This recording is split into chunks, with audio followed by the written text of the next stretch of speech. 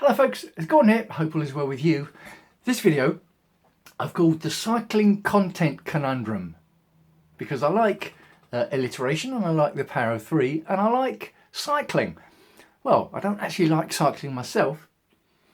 I haven't even got a bike. I like watching cycling and specifically the women's road race in cycling. I don't enjoy watching track racing round and round the track, boring. But I do enjoy watching the women's road race cycling. And the Cycling World Championships finished last weekend and the women's road race was on Sunday. And I set aside 5 hours to watch all of the women's road race, live, uninterrupted coverage. And I can tell you an exciting story about every women's road race, particularly in the Olympics, going back to Greece in 2004.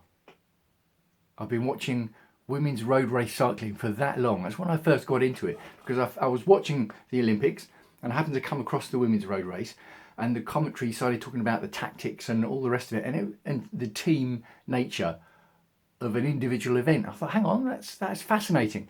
So I've been watching women's road race cycling since 2004, the Greece Olympics.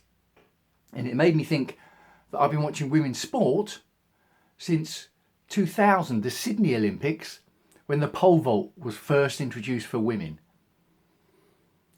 And I've been interested in the pole vault for men before, and I couldn't believe that there wasn't a women's pole vault, and it was introduced in the Sydney Olympics in 2000. Exciting for me. And I've been banging on about women's sport pretty much ever since, over 20 years, because of the development, the barriers that they've got to push through. And the England women are in the World Cup final coming up this weekend. And I watched the England women in 2009. I went to see them play at Gillingham's football ground down in Kent, which is where I was living at the time, in a European qualifier. 14 years ago I saw the England women play. But back to the cycling. Someone said to me, would you be interested in doing that as a sport?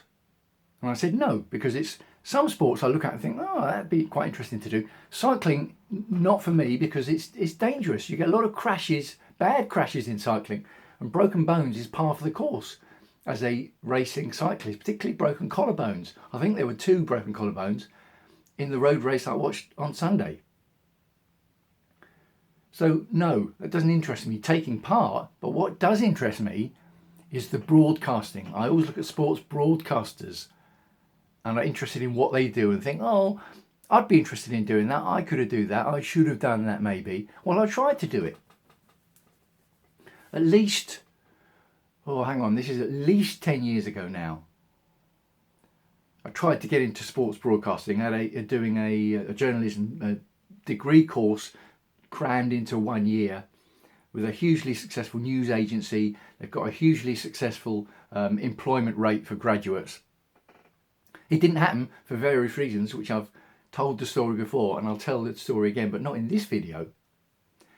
But even back then, more than 10 years ago, the internet allowed the possibility to make money from sports writing without having to have certain qualifications and certain doors opened. You didn't have to work for a public publication, either employed or freelance, to make money from sports writing and being a sports fan. That was true at least 10 years ago now. 10 years ago.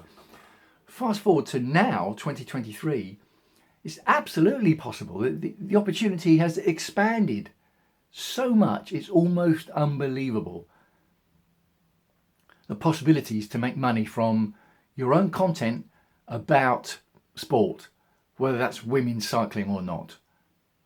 And it doesn't even have to be about sport. Your own content about anything, about music, about movies, about politics, about whatever it is, gardening, whatever you want to create content about, whatever is your passion, you can monetize that content online.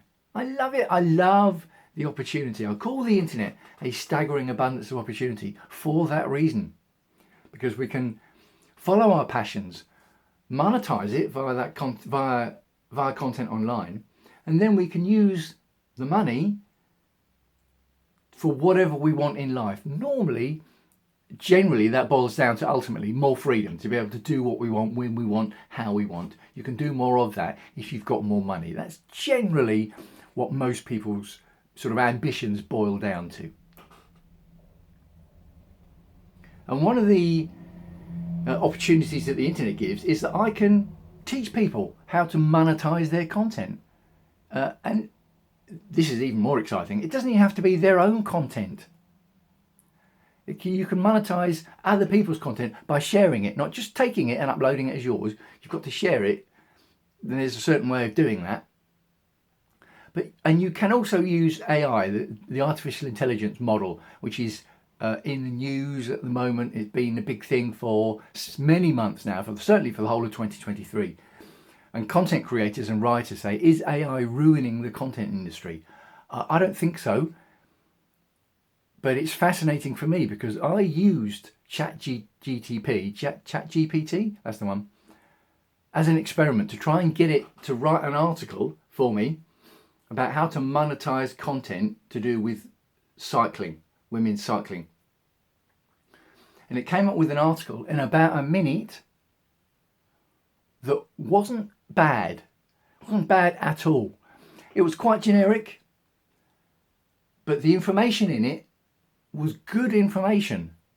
It didn't have any of my personality or style in it, but the information in it was good information. So that's the point. You can use it as a tool, and it came up with good information. And then you don't just post. I mean, you could just post that content. I'm not saying you can't just post that content. You could just post that content. But because it's generic and anyone can create it, anyone can post it. What you need to do is you've got to tweak it. You've got to add your personality, put your own style into it. And this is all the kind of stuff that I teach in my coaching, the content monetization machine.